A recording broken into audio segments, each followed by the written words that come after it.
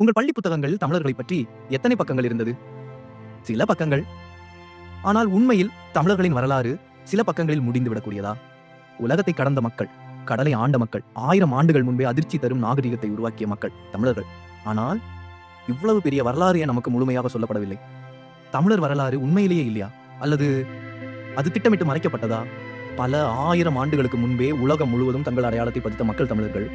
கடல் கடந்த வர்த்தகம், பெரும் பேரரசுகள், அதிர்ச்சி தரும் கட்டிடக்கலை, அறிவியல் அறிவு, மொழியின் பெருமை, இவை அனைத்திலும் தமிழர்கள் முன்னிலையில் இருந்தார்கள். ஆனால் ஒரு கேள்வி, இவ்வளவு பெருமை கொண்ட தமிழர் வரலாறு ஏன் நமக்கு முழுமையாக சொல்லப்படவில்லை?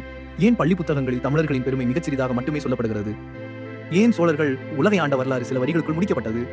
இதற்கு பின்னால் பல காரணங்கள் இருக்கின்றன. முதலாவது காரணம், வரலாற்றை எழுதியவர்கள் எல்லோரும் தமிழர்கள் இல்லை.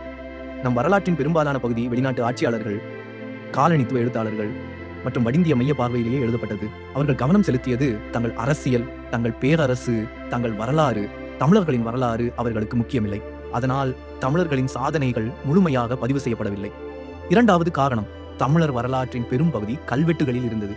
கோவில் சுவர்கள், கற்கள், செம்பு பலகைகள், ஓலை சுவடிகள், இவையெல்லாம் நம் உண்மையான வரலாற்று ஆதாரங்கள். ஆனால் இவற்றை படித்து புரிந்து பொதுமக்களிடம் கொண்டு சென்றவர்கள் மிக குறைவு.